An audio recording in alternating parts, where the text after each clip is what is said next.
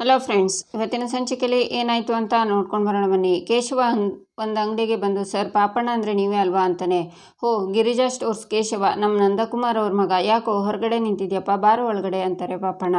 ಅಪ್ಪ ನಿಮ್ಮ ಹತ್ರನೇ ಶೇಂಗಾ ಆರ್ಡ್ರ್ ಮಾಡೋಕ್ಕೆ ಹೇಳಿದ್ದಾರೆ, ಅದಕ್ಕೆ ಶಾಂಪಲ್ ನೋಡ್ಕೊಂಡು ಹೋಗೋಣ ಅಂತ ಬಂದೆ ಅಂತಾನೆ ಕೇಶವ. ನಿಮ್ಮ ಅಪ್ಪ ಆಗಲೇ ಸೆಲೆಕ್ಟ್ ಮಾಡಿದಾರಪ್ಪ ಅಂತಾರೆ ಪಾಪಣ್ಣ. ಅಪ್ಪ ಸೆಲೆಕ್ಟ್ ಮಾಡಿದಾರಾ ಅಂತಾನೆ ಕೇಶವ. ನಿಮ್ಮಪ್ಪ ಯಾವ ಶೇಂಗಾ ಬೇಕು ಅಂತ ನನಗೆ ಫೋನ್ ಮಾಡಿ ಹೇಳಿದ್ದಾರೆ. ಒಂದು ನಿಮಿಷ ಇರು, ಇದು ಹುಬ್ಬಳ್ಳಿಯಿಂದ ಬಂದಿರೋದು, ತುಂಬ ಫ್ರೆಶ್ ಇದೆ, ಇದೇ ಚೆನ್ನಾಗಿದೆ, ಇದನ್ನೇ ಕಳಿಸ್ಕೊಡು ಅಂತ ನಿಮ್ಮ ಅಪ್ಪ ಹೇಳಿದ್ದಾರೆ. ಇದನ್ನು ತಗೊಂಡು ಹೋಗಿ ನಿಮ್ಮ ತಂದೆಗೆ ತೋರಿಸು, ಅವ್ರು ಓಕೆ ಅಂದರೆ ನಾಳೆನೇ ಒಂದು ಲೋಡ್ ಕಳಿಸ್ಕೊಡ್ತೀನಿ, ತಗೋ ಅಂತ ಪಾಪಣ್ಣ ಕೊಡ್ತಾರೆ. ಸರಿ, ನಾನು ಬರ್ತೀನಿ ಅಂತ ಕೇಶವ ಬರ್ತಾನೆ. ಈಚೆ ಮೀನಾ ಅಮೂಲ್ಯ ಮನೆಗೆ ಬರ್ತಾರೆ. ಗಿರಿಜಾ ಸುಮ್ಮನೆ ಕೂತಿರ್ತಾರೆ. ಅಮ್ಮು, ಬೆಳಿಗ್ಗೆ ಯಾರೋ ರೆಬಲ್ ಆಗಿ ಹೋಗಿದ್ರು ಕಣೆ ಅಂತಾಳೆ ಮೀನಾ. ಹ್ಞೂ ಅಕ್ಕ ಅಂತಾಳೆ ಅಮೂಲ್ಯ. ಮಾಲೇಶ್ ಈ ಥರ ಬಿಲ್ಡಪ್ ತಗೊಂಡಿದ್ರು, ಆದರೆ ಈಗ ಸುಮ್ಮನೆ ಕೂತಿದ್ದಾರೆ ಅಂದರೆ ಏನರ್ಥ ಅಂತಾಳೆ ಮೀನಾ. ಏನಕ್ಕ ಅಂತಾಳೆ ಅಮೂಲ್ಯ. ಪ್ರಿಯಾ ಅಕ್ಕ ಅತ್ತೆ ಕೇಳದೆ ಅಂಗಡಿಗೆ ಊಟ ತಗೊಂಡು ಹೋಗಿದ್ದಾರೆ ಅಂತ ಅರ್ಥ ಅಂತಾಳೆ ಮೀನಾ.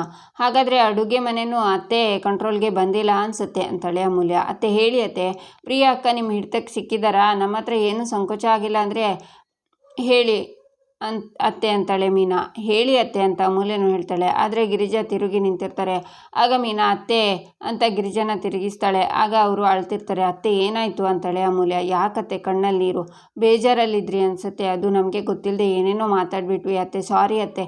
ಏನಾಯಿತು ಅತ್ತೆ ಅಂತಾಳೆ ಮೀನಾ. ನಿಮ್ಮ ಮಾತಿಂದ ಅಲ್ಲ ಕಣ್ರೆ, ಪ್ರಿಯಾ ನನ್ನ ಮಾತೇ ಕೇಳ್ತಿಲ್ಲ ಗೊತ್ತಾ. ಇವತ್ತು ಎಷ್ಟು ಸಲ ಹೇಳಿದೆ ಅಂಗಡಿಗೆ ಊಟ ತಗೊಂಡು ಹೋಗಬೇಡ ಅಂತ, ಅವಳು ನನ್ನ ಮಾತೇ ಕೇಳಲಿಲ್ಲ. ನಿಮ್ಮ ಮಾವಂಗೆ ಫೋನ್ ಮಾಡಿಬಿಟ್ಲು ಗೊತ್ತಾ, ನನಗೊಂಥರ ಅವಮಾನ ಆಗೋಯ್ತು ಮೀನಾ ಅಂತಾರೆ ಗಿರಿಜಾ. ಅತ್ತೆ, ಈ ಪ್ರಿಯಾ ಅಕ್ಕ ಅತಿಯಾಗಿ ಆಡ್ತಿದ್ದಾರೆ, ನಿಮಗೆ ಗೊತ್ತಲ್ವಾ ಅವ್ರು ಹೇಗೆ ಅಂತ. ಸ್ವಲ್ಪ ದಿನ ಈ ತರಹ ಆಡ್ತಾರೆ, ಆಮೇಲೆ ಈ ಕೆಲಸ ಅವರಿಗೆ ಬೇಜಾರಾಗಿ ಸುಮ್ಮನಾಗ್ತಾರೆ ಅಂತಾಳೆ ಮೀನಾ. ಅವಳ ಬಗ್ಗೆ ನನಗೆ ಅರ್ಥನೇ ಆಗ್ತಿಲ್ಲ ಮೀನಾ. ಈ ಮನೆ ಸೊಸೆ, ಈ ಮನೆ ಕೆಲಸ ಎಲ್ಲ ನಾನೇ ಮಾಡಬೇಕು ಅನ್ನೋ ಬರದಲ್ಲಿ ಏನೇನೋ ಮಾಡ್ತಿದ್ದಾಳೆ. ಅದೆಲ್ಲ ಬಿಡೆ, ಇದ್ರ ಮಧ್ಯೆ ಅವಳಿಗೆ ನನ್ನ ಭಾವನೆಗಳೇ ಅರ್ಥ ಆಗ್ತಿಲ್ಲ ಗೊತ್ತಾ. ಅವಳನ್ನು ಬಿಡು, ನಿನ್ನೆ ಮೊನ್ನೆ ಮನೆಗೆ ಬಂದಿರೋಳು, ಅವಳಿಗೆ ನನ್ನ ಬಗ್ಗೆ ಅಷ್ಟು ಗೊತ್ತಿರಲ್ಲ. ಆದರೆ ನಿಮ್ಮ ಮಾವ ಅವರು ನನ್ನ ಅರ್ಥ ಮಾಡ್ಕೋತಿಲ್ಲ ಗೊತ್ತಾ. ನನಗೆ ಅದೇ ಕಂಡ್ರೆ ತುಂಬ ಬೇಜಾರಾಗ್ತಿರೋದು. ನಾನು ನನ್ನ ಒದ್ದಾಟನ ಯಾರ ಹತ್ರ ಹೇಳ್ಕೋಬೇಕು ಅಂತಲೇ ಅರ್ಥ ಆಗ್ತಿಲ್ಲ ಅಂತ ಗಿರಿಜಾ ಹೋಗ್ತಾರೆ. ಪಾಪ ಅಕ್ಕ, ಅತ್ತೆ ತುಂಬ ಹರ್ಟ್ ಆಗಿದ್ದಾರೆ ಅನ್ಸುತ್ತಲ್ವಾ. ಪ್ರಿಯಾ ಅಕ್ಕ ಯಾಕೆ ಹಿಂಗೆ ಮಾಡ್ತಾರೆ ಅಂತಾಳೆ ಅಮೂಲ್ಯ. ಯಾರಿಗೆ ಗೊತ್ತು ಅಮ್ಮು, ಪ್ರಿಯಾ ಅಕ್ಕ ಯಾರದೋ ಮಾತು ಕೇಳ್ಕೊಂಡು ಇದನ್ನೆಲ್ಲ ಮಾಡ್ತಿದ್ದಾರೆ ಅಂತಾಳೆ ಮೀನಾ. ಯಾರಕ್ಕ ಅಂತಾಳೆ ಅಮೂಲ್ಯ. ನಮ್ಮಿಬ್ಬರ ಬೆಸ್ಟ್ ಫ್ರೆಂಡ್ ಅವ್ರ ಅಮ್ಮ ಅಂತಾಳೆ ಮೀನಾ. ಈಚೆ ಅಂಗಡಿಲಿ ನಂದನ್ ಊಟ ಮಾಡ್ತಾ, ನವಿಲು ಕೋಸು ಪಲ್ಯ ತುಂಬ ಚೆನ್ನಾಗಿ ಮಾಡಿದ್ಯಮ್ಮ, ರಾತ್ರಿ ಊಟಕ್ಕೆ ಬಂದಾಗ ನನಗೆ ಮತ್ತೆ ಬೇಕು, ಇದೇ ತಾನೇ ಅಂತಾರೆ ನಂದನ್. ಇದೇ ಮಾವ, ಎತ್ತಿರ್ತೀನಿ ಮಾವ. ಹನುಮಂತಣ್ಣ, ಸುಂದ್ರ ಮಾವ, ಕೇಶವ ಅವರಿಗೆ ಊಟ ಬಡಿಸ್ಬಿಟ್ಟು ಹೋಗ್ಲಾ, ಅವರೇ ಬಡಿಸ್ಕೋತಾರ ಅಂತಾಳೆ ಪ್ರಿಯಾ. ಅವ್ರು ಬಡಿಸ್ಕೋತಾರಮ್ಮ, ನೀನು ಅದ್ರ ಬಗ್ಗೆ ತಲೆ ಕೆಡಿಸ್ಕೋಬೇಡ ಅಂತಾರೆ ನಂದನ್. ಸರಿ ಮಾವ ಅಂತಾಳೆ ಪ್ರಿಯಾ ಯಾವತ್ತೂ ಇಲ್ಲದೆ ಇರೋಳು ಇವತ್ತು ಫೋನ್ ಮಾಡಿ ನಿಮಗೆ ಊಟ ತೊಂದರೆ ಇಲ್ವಾ ಅಂತ ಯಾಕೆ ಕೇಳಿದ್ದು ಅಂತಾರೆ ನಂದನ್. ಅದು ಮಾವ, ಅತ್ತೆ ನನ್ನನ್ನು ಊಟ ತಗೊಂಡು ಹೋಗಬೇಡ ಅಂತ ತಡೆದ್ರು ಅಂತಾಳೆ ಪ್ರಿಯಾ. ಗಿರಿಜಾನ ಅಂತಾರೆ ನಂದನ್. ಹ್ಞೂ ಮಾವ, ಅತ್ತೆ ನಿನ್ನ ಗಂಡಂಗೆ ಮಾತ್ರ ನೀನು ಊಟ ತೊಗೊಂಡೋಗು, ಅಂಗಡಿಗೆ ಊಟ ತೊಗೊಂಡೋಗೋದು ಬೇಡ ಅಂತ ಹೇಳಿದ್ರು ಮಾವ. ಅವ್ರು ಯಾಕೋ ಅಂಗಡಿಗೆ ಊಟ ತರೋದಕ್ಕೆ ಬಿಡ್ತಿಲ್ಲ ಮಾವ. ಅತ್ತೆ ಹತ್ರ ಒಂದು ಸಲ ಮಾತಾಡ್ತೀರಾ? ನಾನು ಅತ್ತೆ ಹತ್ರ ಮಾತಾಡೋಕ್ಕಾಗಲ್ಲ ಅಂತಾಳೆ ಪ್ರಿಯಾ. ಗಿರಿಜಾ ಹಾಗಂದಿದ್ರಲ್ಲಿ ಏನೂ ತಪ್ಪಿಲ್ಲಮ್ಮ ಅಂತಾರೆ ನಂದನ್. ಅಂದರೆ ಮಾವ ಅಂತಾಳೆ ಪ್ರಿಯಾ. ಸೊಸೆನ ಹಿಡಿತದಲ್ಲಿ ಇಟ್ಕೋಬೇಕು ಅಂತಾಗಲಿ ಅಥವಾ ನಿನ್ನ ಮೇಲೆ ಬೇಸರದಿಂದಾಗಲಿ ಊಟ ತಗೊಂಡು ಹೋಗಬೇಡ ಅಂತ ಗಿರಿಜಾ ಹೇಳಿರಲ್ಲ. ಅದಕ್ಕೆ ನಿಜವಾದ ಕಾರಣ ಏನು ಅಂತ ನನಗೆ ಗೊತ್ತು. ನಾನು ದಿನ ಮಧ್ಯಾಹ್ನ ಊಟಕ್ಕೆ ಹೋಗ್ತಿದ್ನಲ್ಲ, ಆಗ ಗಿರಿಜಾ ನನಗೆ ಬಡಿಸೋ ನೆಪದಲ್ಲಿ ನನ್ನ ಹತ್ರ ತುಂಬ ಹೊತ್ತು ಹರಟೆ ಹೊಡಿತಿದ್ಲು. ಊಟ ಆದಮೇಲೆ ನಾನು ಅವಳಿಗೆ ತಾಂಬೂಲ ಕೊಡ್ತಿದ್ದೆ, ಅವಳು ನನಗೆ ತಾಂಬೂಲ ಕೊಡ್ತಿದ್ಲು. ತಾಂಬೂಲ ಜಗಿಯೋಷ್ಟರಲ್ಲಿ ನಾವು ನಮ್ಮ ನಿನ್ನೆಗಳ ಬಗ್ಗೆ, ಇವತ್ತಿನ ಬಗ್ಗೆ, ನಾಳೆ ಬಗ್ಗೆ, ನಮ್ಮ ಅಂಗಡಿ ಬಗ್ಗೆ, ಮಕ್ಕಳ ಭವಿಷ್ಯದ ಬಗ್ಗೆ ಸಾಕು ಅನ್ನೋಷ್ಟು ಮಾತಾಡ್ತಿದ್ವಿ. ಪ್ರಿಯಾ, ನಾನು ಅವಳಿಗೆ ಕೊಡ್ತಾ ಇದ್ದಿದ್ದು ಇದೊಂದೇ ಸಮಯ. ರಾತ್ರಿ ಮನೆ ಮಂದಿ ಎಲ್ಲ ಇರ್ತಾರೆ, ಅವಳಿಗೆ ಅಡುಗೆ ಮನೆ ಕೆಲಸ ಎಲ್ಲ ಮುಗಿಸಿ ರೂಮಿಗೆ ಬರುವಷ್ಟರಲ್ಲಿ ನಾನು ಮಲ್ಕೊಂಡು ಬಿಡ್ತಿದ್ದೆ. ನನ್ನ ಜೊತೆ ಮಾತಾಡೋಕ್ಕೆ ಅವಳಿಗೆ ಸಮಯನೇ ಸಿಗೋದಿಲ್ಲ.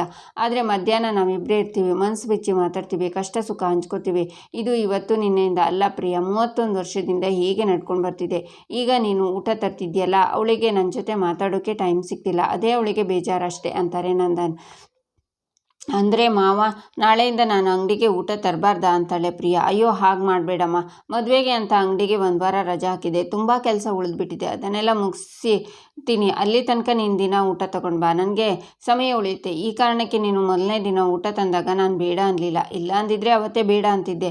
ಪ್ರಿಯಾ, ಬೆಳಿಗ್ಗೆಯಿಂದ ಅಂಗಡಿಲಿ ಕೆಲಸ ಮಾಡಿವಿ, ಆವಾಗ ಮಧ್ಯಾಹ್ನ ಆಗುತ್ತೆ, ಯಾವಾಗ ಊಟಕ್ಕೆ ಹೋಗ್ತೀನಿ, ಯಾವಾಗ ಗಿರಿಜನ ಜೊತೆ ಹರಟೆ ಹೊಡಿತೀನಿ ಅನ್ನೋ ಹಂಬಲ ಅವಳಿಗೆ ಮಾತ್ರ ಅಲ್ಲಮ್ಮ, ನನಗೂ ಇದೆ. ಅದೆಲ್ಲ ಮಧುರ ಕ್ಷಣಗಳಮ್ಮ, ಗಿರಿಜಾಗೇನೋ ಹೇಳಿಬಿಟ್ಟೆ ಪ್ರಿಯಾ, ಊಟ ತರೋದ್ರಿಂದ ನನಗೆ ತುಂಬ ಸಮಯ ಉಳಿಯುತ್ತೆ ಅಂತ. ಆದರೆ ಇಲ್ಲಿ ಸಮಯ ಉಳಿಸ್ಕೊಳ್ಳೋಕೆ ಹೋಗಿ ಅವಳ ಜೊತೆ ಕಳೆಯೋ ಸಮಯ ಕಳೆದು ಹೋಗ್ತಿದೆಯಮ್ಮ. ಆ ಬೇಸರ ನನಗೂ ಇದೆ ಪ್ರಿಯಾ. ಈ ವಾರ ಒಂದು ಊಟ ತಗೊಂಡು ಬಾ, ಆಮೇಲೆ ನಾನೇ ಹೇಳ್ತೀನಿ, ಬೇಜಾರು ಮಾಡ್ಕೋಬೇಡಮ್ಮ ಅಂತಾರೆ ನಂದನ್. ಈಚೆ ಅಮೂಲ್ಯ ಕೂತಿರುವಾಗ ವಲ್ಲಭನ್ ಕಾಲ್ ಬರುತ್ತೆ. ಈ ಕಾಡು ಪಾಪ ಯಾಕೆ ಫೋನ್ ಮಾಡ್ತಿದ್ದಾನೆ ಅಂತ ಹಲೋ ಅಂತಾಳೆ ಅಮೂಲ್ಯ. ಕರಿಬೇಕು, ನಾನಿವತ್ತು ಮನೆಗೆ ಬರೋದು ಲೇಟ್ ಆಗುತ್ತೆ. ಬರೀ ಇವತ್ತಲ್ಲ, ಇನ್ನು ಪ್ರತಿದಿನವೂ ಲೇಟ್ ಆಗುತ್ತೆ. ಹಾಗಂತ ನೀನು ಮತ್ತು ಅಮ್ಮ ನಾನು ಬರೋ ತನಕ ಕಾಯ್ತಾ ಕೂರ್ಬಿಡಿ. ಮಲಗಿ ಡೈನಿಂಗ್ ಟೇಬಲ್ ಮೇಲೆ ಊಟ ಇದ್ದರೆ ಸಾಕು, ನಾನು ಊಟ ಮಾಡ್ಕೊಂಡು ಮಲಗ್ತೀನಿ, ಓಕೆನಾ ಅಂತಾನೆ ವಲ್ಲಭ. ಅಲ್ಲ ಕಣೋ, ಯಾಕೆ ಲೇಟ್ ಆಗುತ್ತೆ ಅಂತಾಳೆ ಅಮೂಲ್ಯ. ಹೇಳಿದ್ನಲ್ಲ ಕೆಲಸ ಇದೆ ಅಂತಾನೆ ವಲ್ಲಭ. ಏನು ಕೆಲಸ ಅಂತಾಳೆ ಅಮೂಲ್ಯ. ಆಗ ವಲ್ಲಭ ಕಾಲ್ ಕಟ್ ಮಾಡ್ತಾನೆ. ಏನು ಸರಿಯಾಗಿ ಹೇಳಿದೆ ಕಾಲ್ ಕಟ್ ಮಾಡ್ದ, ಗೂಬೆ ಥರ ಆಡ್ತಾನೆ ಅಂತಾಳೆ ಅಮೂಲ್ಯ. ಈಚೆ ಕೇಶವ ಅಂಗಡಿಗೆ ಬರ್ತಾನೆ. ಕೇಶವ ಬಂದೇನೋ, ಮಂಜಣ್ಣ ದುಡ್ಡು ಕೊಟ್ರೇನೋ ಅಂತಾರೆ ನಂದನ್. ಕೇಶವ ದುಡ್ಡನ್ನು ಕೊಡ್ತಾನೆ. ಮತ್ತು ಶೇಂಗಾ ಅಂತಾರೆ ನಂದನ್. ಅಪ್ಪ 1 kg ಶಾಂಪಲ್ ಕೊಟ್ಟಿದ್ದಾರೆ, ಇದನ್ನು ನೀವು ಓಕೆ ಮಾಡಿದ್ರಿ ಲೋಡ್ ಕಳಿಸ್ಕೊಡ್ತಾರಂತೆ ಅಂತಾನೆ ಕೇಶವ. ಅದನ್ನು ತಗೊಂಡು ಸರಿ ಆಯಿತು, ನನಗೆ ಬ್ಯಾಂಕ್ ಕಡೆ ಸ್ವಲ್ಪ ಕೆಲಸ ಇದೆ, ಬರ್ತೀನಿ, ಅಂಗಡಿ ಕಡೆ ನೋಡ್ಕೊಳ್ಳೋ ಅಂತ ನಂದನ್ ಹೋಗ್ತಾರೆ. ಆಗ ಹನುಮಂತಣ್ಣ, ಕೇಶವ ಏನಾಯಿತು, ಯಾಕೆ ಸಪ್ಪಗಿದ್ಯಾ ಅಂತಾರೆ. ನಾನು ನಿಜವಾಗ್ಲೂ ಇವ್ರ ಮಗನ ಅಥವಾ ಇವ್ರ ಕೆಲಸನ ಚಾಚು ತಪ್ಪದೆ ಮಾಡೋ ರೋಬೋಟ ಅಂತಾನೆ ಕೇಶವ. ಯಾಕೋ ಏನಾಯಿತು ಅಂತಾರೆ ಹನುಮಂತಣ್ಣ. ಇನ್ನೇನು ಹನುಮಂತಣ್ಣ, ಬೆಳಿಗ್ಗೆ ಅಪ್ಪ ಏನು ಹೇಳಿದರು, ನೀನು ಮಂಜಣ್ಣನವರ ಅಂಗಡಿಗೆ ಹೋಗು, ಅಲ್ಲಿ ಯಾವ್ಯಾವ ಐಟಮ್ ಡೆಲಿವರಿ ಆಗಿದೆ ಅದನ್ನೆಲ್ಲ ಲೆಕ್ಕ ಹಾಕಿ ದುಡ್ಡು ಇಸ್ಕೊಂಡು ಬಾ ಅಂದಿದ್ರು. ಆದರೆ ನಾನು ಅಲ್ಲಿಗೆ ಹೋಗೋಷ್ಟರಲ್ಲಿ ಅಪ್ಪನೇ ಅವರಿಗೆ ಫೋನ್ ಮಾಡಿ ಯಾವ್ಯಾವ ಐಟಮ್ಗೆ ಎಷ್ಟೆಷ್ಟು ಅಂತ ಲೆಕ್ಕಾಚಾರ ಹಾಕಿ ಇಷ್ಟು ದುಡ್ಡು ಕಳಿಸ್ಕೊಟ್ಬಿಡಿ ಅಂತ ಹೇಳಿದ್ದಾರೆ. ನಾನು ಹೋಗಿ ಲೆಕ್ಕ ಹಾಕೋದೇ ಬೇಡ, ಅವ್ರು ದುಡ್ಡು ಕೊಟ್ಟರು. ಹಾಗಿದ್ಮೇಲೆ ನಾನು ಅಲ್ಲಿಗೆ ಯಾಕೆ ಹೋಗಬೇಕಿತ್ತು? ಅಷ್ಟೇ ಅಲ್ಲ ಹನುಮಂತಣ್ಣ, ಪಾಪಣ್ಣನ ಅಂಗಡಿಗೆ ಹೋಗಿ ಶೇಂಗಾ ಯಾವುದು ಚೆನ್ನಾಗಿದೆ ಚೆಕ್ ಮಾಡು, ನಮ್ಮ ಅಂಗಡಿಲಿ ಯಾವ ಶೇಂಗಾ ಚೆನ್ನಾಗಿ ಹೋಗುತ್ತೆ ಅಂತ ಗುರ್ಸಿ ನೀನೇ ಸೆಲೆಕ್ಟ್ ಮಾಡು ಅಂತ ಹೇಳಿದರು. ಆದರೆ ನಾನು ಹೋಗೋಷ್ಟರಲ್ಲಿ ಅಪ್ಪನೇ ಯಾವ ಶೇಂಗಾ ಬೇಕು ಅಂತ ಸೆಲೆಕ್ಟ್ ಮಾಡಿದ್ದಾರೆ. ಅವ್ರು ಶ್ಯಾಂಪಲ್ ತೊಗೊಂಡು ಹೋಗು ಅಂತ 1 kg ಶೇಂಗಾ ಕೊಟ್ಟು ಕಳಿಸಿದ್ರು. ನನಗೆ ಎಷ್ಟು ಅವಮಾನ ಆಯಿತು ಗೊತ್ತಾ ಹನುಮಂತಣ್ಣ, ನನ್ನ ಮೇಲೆ ಇವರಿಗೆ ನಂಬಿಕೆನೇ ಇಲ್ವಾ ಅಂತಾನೆ ಕೇಶವ. ಅದು ಹಾಗಲ್ಲ, ನೀನು ಚಿಕ್ಕವನಲ್ವಾ, ನಿನಗೆ ವ್ಯವಹಾರ ಜ್ಞಾನ ಬೆಳೀಲಿ ಅಂತ ಇವರೇ ಮಾಡಿದ್ದಾರೆ ಅಂತಾನೆ ಹನುಮಂತಣ್ಣ. ಚಿಕ್ಕವನು, ಕತ್ತೆಗೆ ವಯಸ್ಸಾಗಿದೆ, ಮದುವೆ ಆಗಿದೆ, ಜವಾಬ್ದಾರಿ ಇಲ್ಲ ಅಂತ ಬೈಯೋದು ಇವರೇ, ಇನ್ನು ಚಿಕ್ಕವನು ಜವಾಬ್ದಾರಿ ಗೊತ್ತಾಗಲ್ಲ ಅಂತ ಹೇಳೋದು ಇವರೇ. ಅಪರೂಪಕ್ಕೆ ಕೆಲಸ ಕೊಟ್ಟಿದ್ದಾರೆ, ಜವಾಬ್ದಾರಿ ಕೊಟ್ಟಿದ್ದಾರೆ, ಆ ಕೆಲಸ ಮಾಡಿ ಬೇಷ್ ಅನ್ಸ್ಕೊಳ್ಳೋಣ ಅನ್ನೋಷ್ಟರಲ್ಲಿ ಇವರೇ ಆ ಕೆಲಸ ಮಾಡಿ ನನ್ನನ್ನು ದಡ್ಡ ಅಂತ ಫೀಲ್ ಮಾಡಿಸ್ತಾರೆ ಹನುಮಂತಣ್ಣ. ಇವರು ನನ್ನ ಆಟನ ಆಡೋದಾದರೆ ನನ್ನನ್ನು ಯಾಕೆ ಮೈದಾನದಲ್ಲಿ ಕೂರಿಸಬೇಕು? ಹಕ್ಕಿ ಎಷ್ಟು ಎತ್ತರ ಹಾರುತ್ತೆ ಅಂತ ಹೇಗೆ ಗೊತ್ತಾಗುತ್ತೆ ಹನುಮಂತಣ್ಣ? ಅದನ್ನು ಸ್ವತಂತ್ರವಾಗಿ ಆಗಲೇ ಅದರ ಕಾಲಿಗೆ ಹಗ್ಗ ಕಟ್ಟಿ ಹಾರು ಅಂತ ಹೇಳಿದರೆ ಅದು ಹಾರೋದಿರಲಿ, ಭಯಕ್ಕೆ ರೆಕ್ಕೆ ಬಡಿಯೋದಕ್ಕೂ ಆಗಲ್ಲ. ಆ ಹಕ್ಕಿ ಕಾಲಿಗೆ ಹಗ್ಗ ಕಟ್ಟೋನಿಗೆ ಅದು ಜವಾಬ್ದಾರಿ ಆಗಿರ್ಬೋದು, ಆದರೆ ಸ್ವತಂತ್ರ ಇಲ್ಲದೆ ಆ ಹಕ್ಕಿ ಎಲ್ಲ ಹಾರೋಕ್ಕೆ ಸಾಧ್ಯ ಹೇಳಿ ಹನುಮಂತಣ್ಣ? ನನಗೆ ಸ್ವತಂತ್ರವಾದ ಜವಾಬ್ದಾರಿ ಕೊಟ್ಟರೆ ಅಲ್ವಾ ನಾನು ಅದನ್ನು ಹೇಗೆ ನಿಭಾಯಿಸ್ತೀನಿ, ನನ್ನ ಯೋಗ್ಯತೆ ಏನು ಅಂತ ತೋರ್ಸೋಕ್ಕಾಗೋದು ಅಂತಾನೆ ಕೇಶವ ಹಕ್ಕಿ ಹಾರಬೇಕಾದ್ರೆ ಮೊದಲು ರಕ್ಷಣೆ ಕೊಡಲೇಬೇಕಲ್ವಾ ಅಂತಾರೆ ಹನುಮಂತಣ್ಣ. ರಕ್ಷಣೆ ಯಾವತ್ತೂ ಶಿಕ್ಷಣ ಆಗೋವರೆಗೆ ಇರಬೇಕು, ಶಿಕ್ಷೆ ಆಗೋವರೆಗೂ ಅಲ್ಲ ಅಂತ ಕೇಶವ ಹೋಗ್ತಾನೆ. ಈಚೆ ಅಮೂಲ್ಯ ವಲ್ಲಭಂಗೆ ಕಾಯ್ತಾ ಇರ್ತಾಳೆ. ಆಗ ಗಿರಿಜಾ ಬಂದು, ಅಮ್ಮು ನೀನು ಇಲ್ಲೇನೇ ಮಾಡ್ತಿದ್ಯಾ, ಯಾಕೇನು ಮಲಗಿಲ್ಲ ಅಂತಾರೆ. ಅತ್ತೆ, ಅದು ವಲ್ಲಭ ಬರೋದು ಲೇಟ್ ಆಗುತ್ತಂತೆ, ಅದಕ್ಕೆ ಕಾಯ್ತಿದ್ದೀನಿ ಅಂತಾಳೆ ಅಮೂಲ್ಯ. ಯಾಕೆ ವಲ್ಲಭ ಲೇಟ್ ಆಗುತ್ತೆ ಅಂತ ಹೇಳ್ದ? ಮೊದಲೆಲ್ಲ 9-9:30 ಮನೆಗೆ ಬರ್ತಿದ್ದ ಕಣೆ, ಈಗ ಇನ್ನೂ ಲೇಟ್ ಆಗುತ್ತೆ ಅಂದರೆ ಎಷ್ಟೊತ್ತಾಗುತ್ತೋ ಏನೋ ಅಂತಾರೆ ಗಿರಿಜಾ. ಯಾಕೋ ಅವನು ತುಂಬ ಪ್ರೆಷರ್ ತಗೋತಾನೆ ಅನಿಸುತ್ತೆ, ಹೀಗೆ ಆದರೆ ಅವನ ಹೆಲ್ತ್ ತುಂಬ ಎಫೆಕ್ಟ್ ಆಗುತ್ತೆ ಅತ್ತೆ, ಆದರೆ ಅವನು ಹೇಳಿದ್ದನ್ನು ಅರ್ಥ ಮಾಡ್ಕೋತಿಲ್ಲ ಅಂತಾಳೆ ಅಮೂಲ್ಯ. ಸರಿ ಅಮ್ಮು, ಇದ್ರ ಬಗ್ಗೆ ನೀನು ಜಾಸ್ತಿ ಯೋಚನೆ ಮಾಡಿ ತಲೆ ಕೆಡಿಸ್ಕೋಬೇಡ. ಅಯ್ಯಯ್ಯೋ, ನಿನ್ನ ಹತ್ರ ಮಾತಾಡ್ತಾ ಮರ್ತುಬಿಟ್ಟೆ, ರೂಮಲ್ಲಿ ನೀರಿಟ್ಟು ನಿಮ್ಮ ಮಾವಂಗೆ ಮಾತ್ರೆ ಕೊಟ್ಟು ಬರ್ತೀನಿ ಅಂತ ಗಿರಿಜಾ ಹೋಗ್ತಾರೆ. ಅಮೂಲ್ಯ ಚೇರ್ ಮೇಲೆ ಕೂತ್ಕೊಂಡು ಅಲ್ಲೇ ನಿದ್ರೆ ಮಾಡಿರ್ತಾಳೆ. ಹಾಗೆ ಗಿರಿಜಾ ಬಂದು, ಅಮ್ಮು ಯಾಕಿನ್ನು ಇಲ್ಲೇ ಮಲಗಿದ್ಯಾ, ವಲ್ಲಭ ಇನ್ನೂ ಬಂದಿಲ್ವೇನೆ ಅಂತಾರೆ. ಆಗ ವಲ್ಲಭ ಮನೆಯೊಳಗೆ ಬರ್ತಾನೆ. ವಲ್ಲಭ ಬಂದೇನೋ ಅಂತಾರೆ ಗಿರಿಜಾ. ಯಾಕೋ ಲೇಟು ಅಂತಾಳೆ ಅಮೂಲ್ಯ.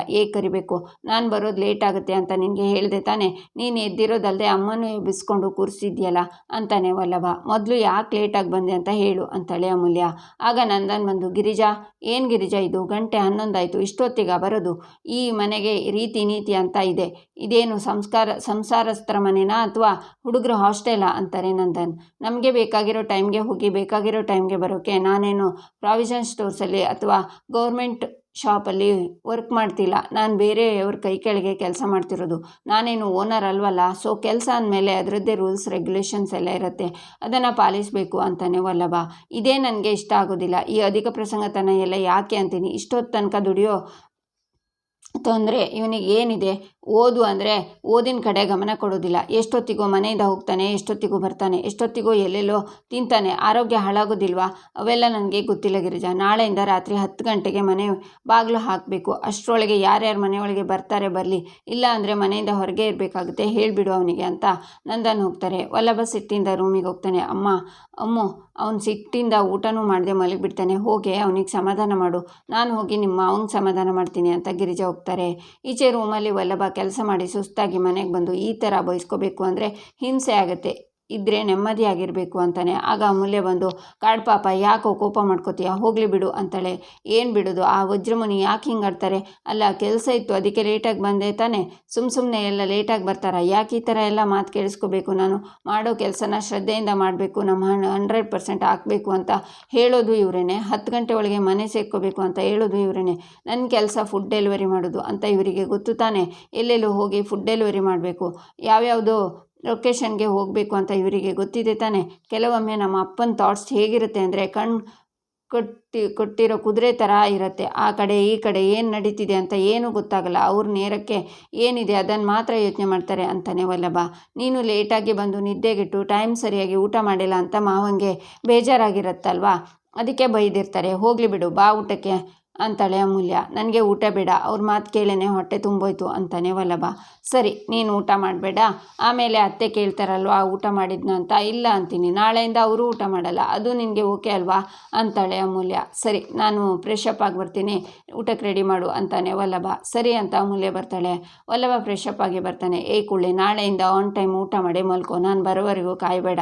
ಏನಾದರೂ ಅಲ್ಲಿ ತೂಕಡಿಸ್ತಾ ಮಲಗಿರೋದು ನೋಡಬೇಕು, ಕತ್ತಿಸ್ಕಿ ಸಾಯಿಸ್ಬಿಡ್ತೀನಿ ಅಂತಾನೆ ವಲ್ಲಭ. ಅದು ಬಿಡು, ನೀನು ಇವತ್ತು ಯಾಕೆ ಲೇಟಾಗಿ ಬಂದೆ ಅಂತಾಳೆ ಅಮೂಲ್ಯ. ಹೇಳಿದ್ನಲ್ಲ ಕೆಲಸ ಇತ್ತು ಅಂತ ಅಂತಾನೆ ವಲ್ಲಭ. ನಿಜ ಹೇಳು, ಇನ್ಮೇಲೆ ದಿನ ಲೇಟಾಗುತ್ತೆ ಅಂದ್ಯಲ್ಲ, ನಿನ್ನ ಫುಡ್ ಡೆಲಿವರಿ ಕೆಲಸ 9 ಗಂಟೆಗೆ ಮುಗಿಯುತ್ತೆ ತಾನೆ, ಇನ್ನೂ ಯಾಕೆ ಲೇಟಾಗಿ ಬರ್ತೀನಿ ಅಂತಿದ್ಯಾ ಅಂತಾಳೆ ಅಮೂಲ್ಯ.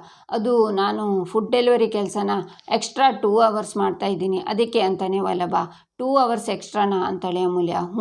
ಅದರಿಂದ ಮಾಧವಣ್ಣನ ಲ್ಯಾಪ್ಟಾಪ್ ಸರಿ ಮಾಡಿಸ್ಬೋದು, ಇನ್ನೊಂದು ಅಪ್ಪಂಗೆ ಪ್ರತಿ ತಿಂಗಳು ಅವ್ರು ಶೇರ್ ಕೊಟ್ಬಿಡ್ಬೋದು, ಏನೂ ಪ್ರಾಬ್ಲಮ್ ಆಗೋಲ್ಲ. ಇಷ್ಟು ದಿನ ಸಂಜೆ 4 ಗಂಟೆಯಿಂದ 9 ಗಂಟೆವರೆಗೆ ವರ್ಕ್ ಮಾಡ್ತಿದ್ದೆ, ಎಕ್ಸ್ಟ್ರಾ ಈಗ 2 ಅವರ್ಸ್ ಮಾಡೋದ್ರಿಂದ 13,000ದಿಂದ 16,000 ಅಂದರೆ 3,000 ಎಕ್ಸ್ಟ್ರಾ ಬರ್ತಿದೆ. ಅದು ಮ್ಯಾಟರ್. ನನಗಂತೂ ಯಾವ ಥರ ಖುಷಿ ಆಗ್ತಿದೆ ಅಂದರೆ, ಬೇಕಿದ್ರೆ ಅಪ್ಪಂಗೆ 500 ರೂಪಾಯಿ ಎಕ್ಸ್ಟ್ರಾನೇ ಕೊಟ್ಬಿಡೋಣ, ನಿನಗೂ ಅಷ್ಟೇ, ಏನು ಬೇಕು ಹೇಳು ಕೊಡಿಸ್ಬಿಡ್ತೀನಿ, ಇನ್ಮೇಲೆ ನಾವಿಬ್ಬರು ನೆಮ್ಮದಿಯಾಗಿ ಇರ್ಬೋದು, ಏನಂತೀಯ ಅಂತಾನೆ ವಲ್ಲಭ. ಆಗ ಅಮೂಲ್ಯ ಬೇಜಾರಾಗ್ತಾಳೆ. ನಾನು ಪ್ರಮೋಷನ್ನಲ್ಲಿ ಖುಷಿಯಾಗಿದ್ದೀನಿ, ಮುಖ ಯಾಕೆ ಹಂಗೆ ಮಾಡ್ಕೊಂಡಿದ್ಯಾ ಅಂತಾನೆ ವಲ್ಲಭ. ಇದನ್ನು ಯಾರಾದರೂ ಪ್ರಮೋಷನ್ ಅಂತಾರ? ಇದನ್ನು OT ಅಂತಾರೆ, ಓವರ್ ಟೈಮ್. ನನಗೆ ಗೊತ್ತು, ಆದರೂ ಕಾಡ್ಪಾಪ ನೀನು ಯಾಕೆ ಇಷ್ಟೊಂದು ಕಷ್ಟಪಡಬೇಕು, ಖುಷಿನ ಹಂಚ್ಕೊಂಡ್ರೆ ಜಾಸ್ತಿ ಆಗುತ್ತೆ ಅಂತ ಹೇಳ್ತಾರೆ. ಹಾಗೆ ಕಷ್ಟನ ಹಂಚ್ಕೊಂಡ್ರೆ ಕಡಿಮೆ ಆಗುತ್ತಂತೆ. ಮಾವಂಗೆ ಶೇರ್ ಕೊಡೋದು, ಮಾಧವ ಭಾವನ ಲ್ಯಾಪ್ಟಾಪ್ ಸರಿ ಮಾಡಿಸೋದು, ಇದು ನನಗೆ ಸಂಬಂಧಪಟ್ಟಿರೋ ವಿಷಯನೂ ಅಲ್ವಾ, ಅದಕ್ಕೆ ನಾನು ಹೆಲ್ಪ್ ಮಾಡ್ತೀನಿ. ನಿನಗೇನು ನನಗೆ ದುಡಿಯೋ ತಾಕತ್ತಿಲ್ಲ ಅನಿಸುತ್ತಾ?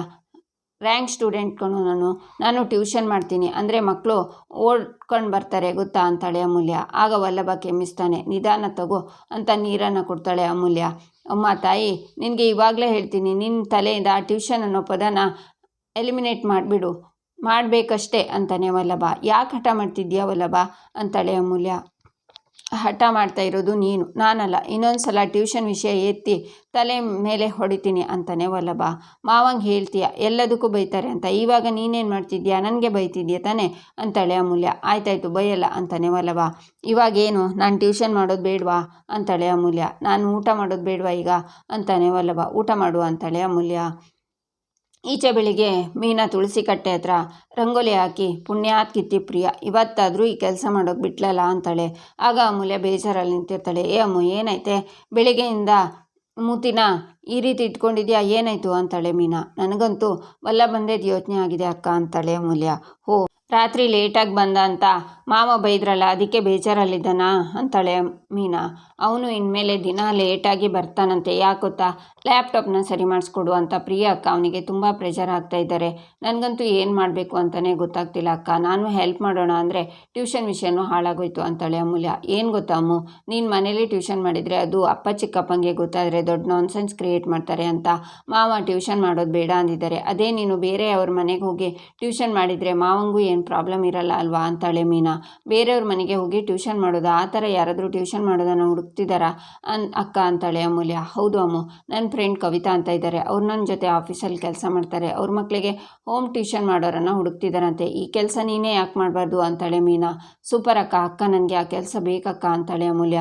ಸರಿ ಅಮ್ಮು, ಹಾಗಾದರೆ ಅವರನ್ನು ನಿನಗೆ ಮೀಟ್ ಮಾಡಿಸ್ತೀನಿ. ಹೋಮ್ ಟ್ಯೂಷನ್ ಆಗಿರೋ ಕಾರಣ ನಿನಗೆ ಸ್ವಲ್ಪ ದುಡ್ಡು ಜಾಸ್ತಿನೇ ಕೊಡ್ತಾರೆ. ಇನ್ನು 3-4 ಜನ ಮಕ್ಕಳು ಬಂದರೆ ನಿನಗೆ ಲಾಭ ಅಲ್ವಾ ಅಂತಾಳೆ ಮೀನಾ. ಸರಿ ಅಕ್ಕ, ಆದರೆ ಮಾವಂಗೆ ಈಗಲೇ ಈ ವಿಷಯ ಹೇಳೋದು ಬೇಡ ಅಕ್ಕ. ಮೊದಲು ಈ ಕೆಲಸ ಕನ್ಫರ್ಮ್ ಆಗಲಿ, ಆಮೇಲೆ ಅತ್ತೆಯಿಂದ ವಿಷಯನ ಮಾವನ ಹತ್ರ ಹೇಳ್ಸೋಣ ಅಂತಾಳೆ ಅಮೂಲ್ಯ. ಸರಿ ಅಮ್ಮು ಅಂತಾಳೆ ಮೀನಾ. ಒಲವಂಗೆ ಈ ವಿಷಯ ಹೇಳೋದು ಬೇಡ, ಮಾವಂಗೆ ಹೇಳಿದ ಮೇಲೆ ಹೇಳೋಣ ಅಂತಾಳೆ ಅಮೂಲ್ಯ.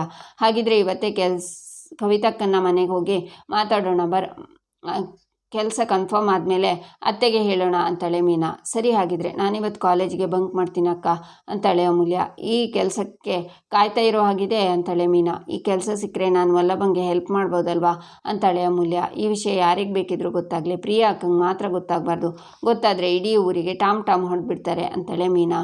ಈಚೆ ಗಿರಿಜಾ ಹತ್ರ ಮೀನಾ ಅಮೂಲ್ಯ ಆಶೀರ್ವಾದ ಮಾಡಿ ಅಂತ ಅವ್ರ ಕಾಲಿ ಬೀಳ್ತಾರೆ.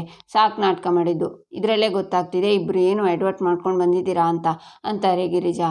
ಅಮ್ಮಗೆ ಗಂಡನ ಕಷ್ಟ ನೋಡೋಕ್ಕಾಗದೆ ಅಂತ ಮೀನಾ ಹೇಳುವಾಗ ಹೋಮ್ ಟ್ಯೂಷನ್ ಮಾಡೋಣ ಅಂತ ಅಂದ್ಕೊಂಡಿದ್ದೀನಿ ಅಂತಾಳೆ ಅಮೂಲ್ಯ. ಮತ್ತು ಟ್ಯೂಷನ್ನ ವಿಷಯನ ನಿಮ್ಮ ಅವಂಗೆ ಗೊತ್ತಾದರೆ ಏನು ಗತಿ ಅಂತಾರೆ ಗಿರಿಜಾ.